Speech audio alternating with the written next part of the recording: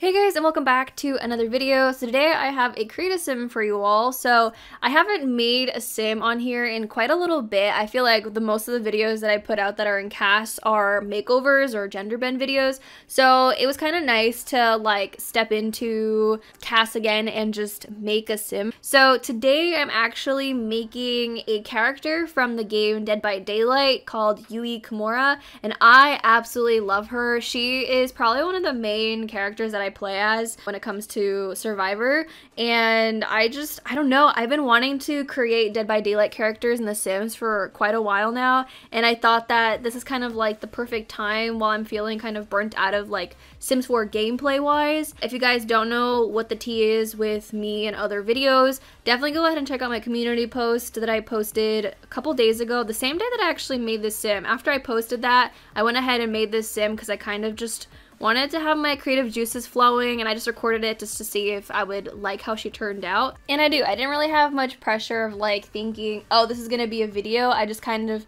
decided to record it whilst I was making her, and I did end up going off camera a little bit and trying to fix her up because the lashes that I was trying to use didn't work with the glasses that I ended up putting on her, so I had to download Praline's like eyeliner that has like lashes drawn on, which is what I used to use like way back when I first started downloading CC, before I think even 3D eyelashes existed, I want to say.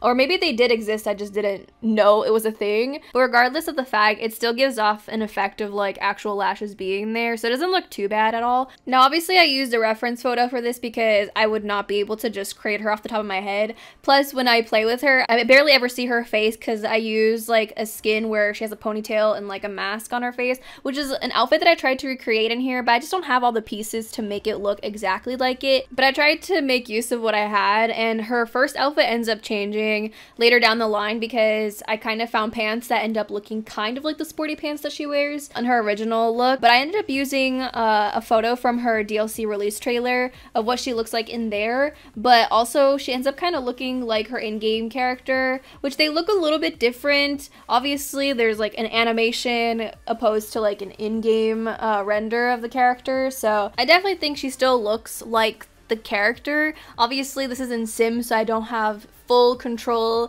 of every single part of the face, but I tried to work with what I had, and I think she ended up turning out pretty good. Now some of you guys might not even know what Dead by Daylight is, and if you do know what Dead by Daylight is, let me know in the comments if you play it. I'd love to know if there's any other people who enjoy it just as much as I do.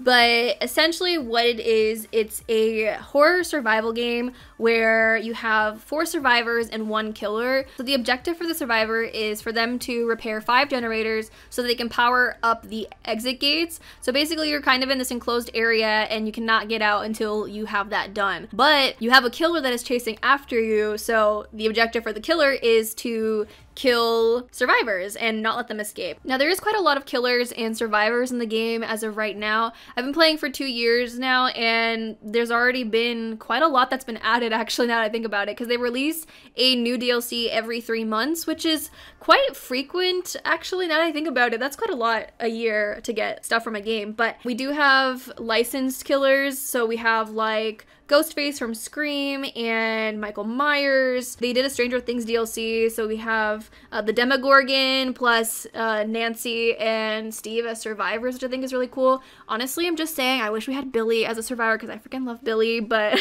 I mean, I don't get everything that I want, so it's okay, I get it. It's cool that they've been able to get these licensed killers and survivors into the game. It gets a lot of people excited in the community. With recently they came out with a Silent Hill chapter, so I love this game so much. I honestly did not think when I first started playing it that I'd get addicted to it, but here I am 2 years later, almost 1,000 hours, and I'm not stopping yet. So obviously there's like things of the game that gets frustrating. That's like with any game, there's things that just like bother you, but it's just kind of, I think it's just the way that any game is at this point. So each character and killer actually comes with lore, so like their backstories, and they get quite a lot written about them, but I wanted to read like this one portion of like kind of describes her, who she is a little bit more. So it says, despite her traditional upbringing, Yui raced scooters in her hometown of Hida, where she earned the reputation of being able to do the impossible with very little. Her father did his best to steer her away from what he believed to be masculine pursuits, but her grandmother secretly shared her grandfather's engineer manuals and notes on car and motorcycle engines. Yui read her grandfather's manuals and learned fast. She was able to not only maintain her scooter, but she modified the engine so that she could compete with older boys in motocrosses. With her grandfather's good luck hachimaki, I'm probably saying that so wrong, wrapped around her arm, she raced local boys who, unable to keep up with her, worked together to orchestrate her defeat.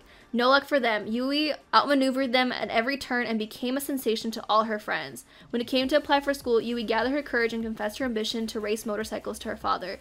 An altercation ensued when Yui refused to apply for a proper education. Her father felt a great shame and told her she was no longer welcome in their home. With a heavy heart, Yui left for Nagoya with the blessings and savings for her grandmother. So now, just based off of that, it's clear to see like where she's developed her strength, not just physically, but also mentally and emotionally. Obviously, her father wasn't very supportive of her choices, which definitely sucks, and the fact that she was no longer welcome in her home is even worse because her parent is literally kicking her out. What I do really love about this though is like the grandmother kind of went behind the father's back and just like allowed Yui to be able to engage in the things that she enjoys doing, which is so good because like it gave her the opportunity to actually do what she enjoys, competing in motocross, which actually I swear there was a movie on Disney Channel where there was a girl who cut her hair and everything to compete in motocross. I'm pretty sure, I think it was called Motocross. It kind of gives me the, it kind of reminds me of that whole film, but there's even more backstory to her and everything. If you guys are interested, you guys can just look up her name and like look up lore. But I don't know, I think it's always fascinating to like see who these characters are, especially the original ones, because they're obviously, you've never seen them before. But with that being said, that is pretty much it for this video. Thank you guys so much for watching. I hope you guys enjoyed. If you did, don't forget to give this video a thumbs up and subscribe if you haven't already, and I'll talk to you guys in a new video very soon. Bye guys.